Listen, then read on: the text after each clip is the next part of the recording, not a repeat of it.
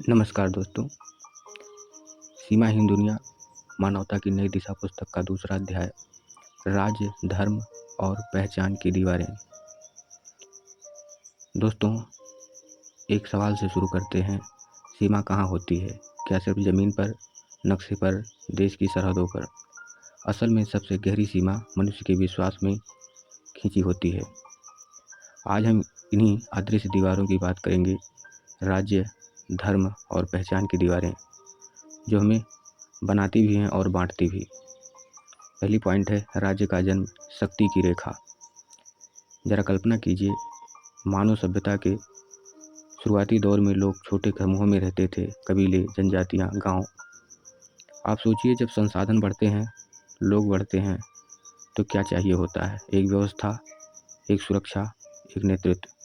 यहीं से जन्म हुआ राज्य का। शुरुआत में राज्य एक व्यवस्था था, लेकिन धीरे धीरे वही व्यवस्था शक्ति बन गई। राजाओं ने कहा, यह मेरा राज्य है, और पहाड़ों, नदियों, जंगलों के बीच सीमाएं खींचने लगी। और ध्यान रखिए, सीमा सिर्फ ज़मीन पर नहीं खींची जाती, मन में भी खींचने लगती है। दूसरी पॉइंट है सत्ता, विस्तार और हम बनाम वे। अब एक बार राज्य बन गया तो उसकी राजनीति भी शुरू हो गई। हर राज्य चाहता था ज़्यादा शक्ति, ज़्यादा क्षेत्र, ज़्यादा प्रभाव। और फिर यहीं आने लगे युद्ध। युद्धों ने सीमाओं को और सख्त किया, और इंसानों के दिमाग में एक नया विचार जन्मा, हम और वे।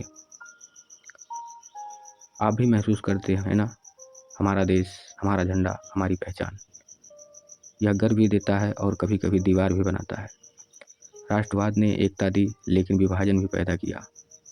तीसरी पॉइंट है धर्म, विश्वास की पवित्र सीमा। अब हम आते हैं धर्म पर। धर्म ने मनुष्य को दिशा दी, नैतिकता दी, आश्रय दिया। लेकिन धीरे धीरे विश्वास की जगह संरचना आ गई, और फिर शुरू हुई यह सत्य है, यह सत्य है वाली सोच। और वहीं से धर्म भी सीमाएं बनाने लगा। सोचिए, धर्म इंसान को जोड़ने आया था, पर उसने पहचान को बांध दिया। चौथी पॉइंट है धर्म और राज्य का गठजोड़, पवित्र सीमाएं। अब सबसे दिलचस्प हिस्सा, जब राज्य और धर्म ने हाथ मिलाया।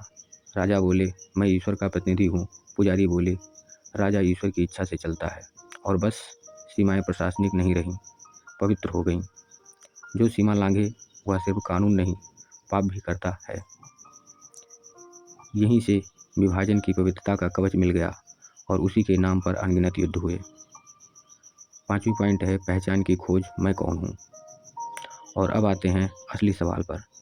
मनुष्य हमेशा जानना चाहता है कि मैं कौन हूँ, लेकिन यह खोज अक्सर दूसरों से तुलना कर आधारित रही। मैं कौन हूँ से पहले सवाल आया, मैं किससे अलग हूँ। यही पहचान की दीवारें बननी शुरू हो गईं।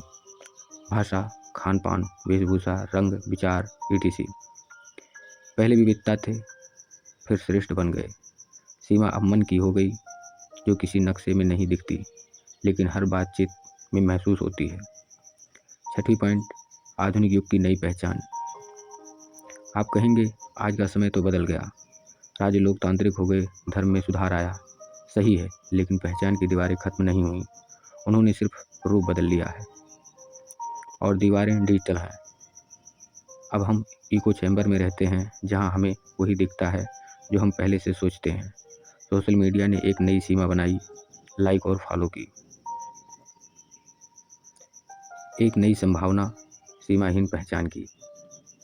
लेकिन अच्छी खबर यह है, पहचान हमेशा बांटती नहीं, जोड़ती भी है।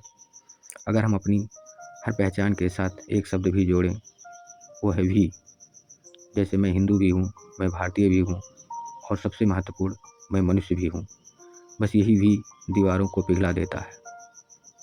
पहचान से परे मानवता। राज्य ने व्यवस्था दी, धर्म ने दिशा दी, पहचान ने हमें रूप दिया, लेकिन इन सब ने मनुष्य को बांधा भी है। समय आ गया है कि हम इन दीवारों को तोड़े नहीं, पार करना सीखें। राज्य व्यवस्था बनाए, धर्म करुणा फैलाए, पहचान विविधता का उत्सव बने, और मानवता सभी सीमाओं से ऊपर उठे। अगर आपको यह अध्याय गहरे विचारों से भरा लगा, तो अगले अध्याय में हम और भी अदृश्य सीमाओं की बात करेंगे। सीमाहीन दुनिया की यात्रा भी जारी है। सुनने के लिए बहुत बहुत धन्यवाद।